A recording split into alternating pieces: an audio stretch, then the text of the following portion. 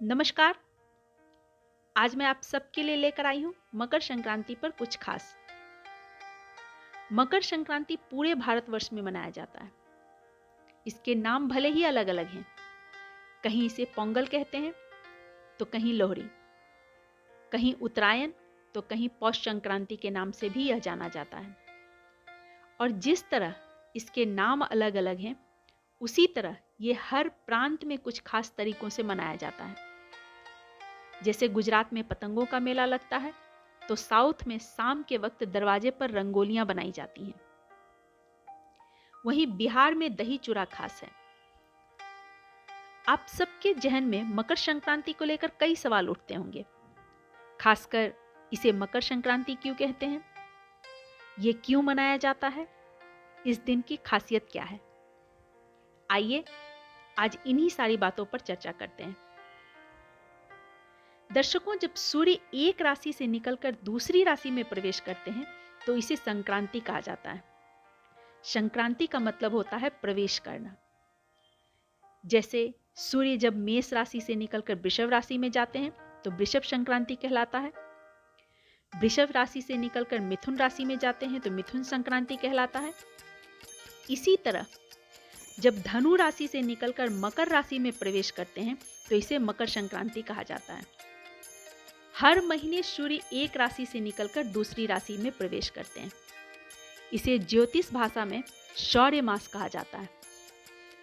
अब आप सबके मन में एक प्रश्न उठ रहा होगा कि जब हर महीने सूर्य एक राशि से निकलकर दूसरी राशि में जाते हैं, हर महीने किसी न किसी राशि की संक्रांति होती है, तो मकर संक्रांति में क्या खास बात है? खास बात तो है दर्शकों, सभी संक्रांतियों में 4 संक्रांतियां ज्यादा महत्वपूर्ण हैं। मेष संक्रांति, कर्क संक्रांति, तुला संक्रांति और मकर संक्रांति। बाकी संक्रांतियों के बारे में फिर कभी चर्चा करेंगे, क्योंकि ये वीडियो मकर संक्रांति स्पेशल है, इसलिए मकर संक्रांति के बारे में जानते हैं कि मकर संक्रांति खास क्यों है। दर्शकों, कर्क संक्रांति में सूर्य पूर्व से दक्षिण की ओर गमन करते हैं, जिसे दक्षिणायन कहा जाता है। इस संक्रांति के बाद सूर्य की रोशनी धूमिल पड़ती है। पृथ्वी पर जल तत्व यानी ठंडापन अधिक होता है। कर्क संक्रांति और मकर संक्रांति के बीच 6 महीने का समय होता है और हमारे धर्मशास्त्र में माना जाता है कि ये 6 महीने देवताओं की रात्रि होती है। इसमें कोई मांगलिक कार्य नहीं किए जाते, क्योंकि उसमें देवताओं का आशीर्वाद शामिल नहीं होता। मकर संक्रांति में सूर्य पूर्व से उत्तर की ओर गमन करते हैं। इसे हम इस तरह से भी कह सकते हैं कि पृथ्वी का उत्तरी गोलार्ध सूर्य की ओर मुड़ जाता है। इसलिए हम इस दिन को उत्तरायण के नाम से भी जानते हैं। सूर्य की रोशनी तेज हो जाती है, पृथ्वी पर अग्नि तत्व यानी गर्मी बढ़ जाती है। देवताओं के दिन की शुरुआत होती है, खरमास समाप्त होता है, मांगलिक कार्य की शुरुआत होती है। इसीलिए मकर संक्रांति का महत्व बाकी संक्रांतियों से अधिक है। मकर संक्रांति के महत्व को बताते हुए गीता में भगवान श्री कृष्ण ने भी कहा है कि उत्तरायण में प्राण त्यागने वाला जीव ब्रह्म को प्राप्त होता है, उसे बार बार जन्म लेने की आवश्यकता नहीं होती। वहीं दक्षिणायन में प्राण त्यागने वाला जीव बार बार जन्म लेकर कष्ट को भोगता है। इसीलिए महाभारत में पितामह भीष्म ने भी प्राण त्यागने के लिए मकर संक्रांति के दिन को चुना था।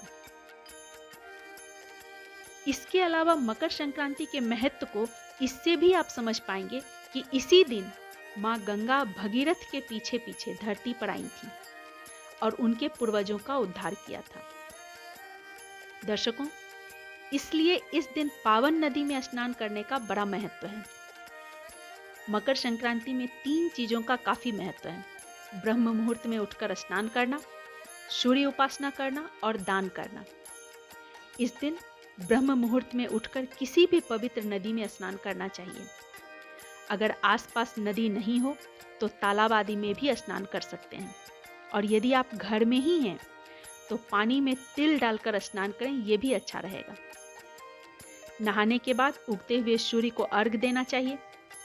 अर्घ देने के लिए एक तांबे का लोटा लें, उसमें शुद्ध जल भरें, रोड़ी, कुमकुम, अक्षत, मौली जिसे आप कलावा भी कहते हैं, जल में डाल लें। इसके साथ ही गेहूं के कुछ दाने भी डालें। गेहूं भगवान सूर्य से संबंधित अनाज है, इसलिए गेहूं भी डालना चाहिए। उसके बाद सूर्य देव का कोई भी मंत्र, ओम घृणी सूर्याय नमः, ये सूर्य देव का वैदिक मंत्र है, या फिर ओम ह्राम ह्रीम ह्रौम सह सूर्याय नमः, ये भगवान सूर्य का तांत्रिक मंत्र है। इस तरह से किसी भी मंत्र का जप करते हुए आप धीरे धीरे जल को गिराते जाएं, मतलब अर्घ दें। जिन्हें कोई मंत्र नहीं याद हो वो गायत्री मंत्र से भी भगवान सूर्य को अर्घ दे सकते हैं। गायत्री मंत्र तो हर किसी को याद रहता है, यकीन मानिए बहुत लाभ मिलेगा। ये भी ना हो पाए तो आप सिर्फ ओम श्री सूर्याय नमः बोलकर भी अर्घ दे सकते हैं।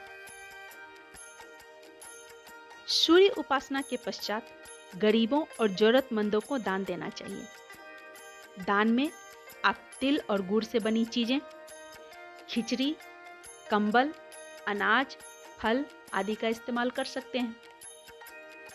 चूंकि भगवान सूर्य अपने पुत्र शनि के घर में प्रवेश करते हैं, इसीलिए इस दिन शनि से संबंधित चीजों का जैसे तिल, खिचड़ी, कंबल, छाता आदि का भी दान में इस्तेमाल करना चाहिए। इस बार मकर संक्रांति 14 जनवरी को श्रवण नक्षत्र में मनाया जा रहा है। चूंकि सूर्य दोपहर में 2:03 पर मकर राशि में प्रवेश करेंगे, इसीलिए पुण्यकाल सूर्यास्त तक रहेगा। इस अवधि तक आप दान आदि कर सकते हैं। दर्शकों, आज मैंने मकर संक्रांति की कुछ खास जानकारियां आपसे शेयर की। उम्मीद है आप इससे लाभान्वित होंगे।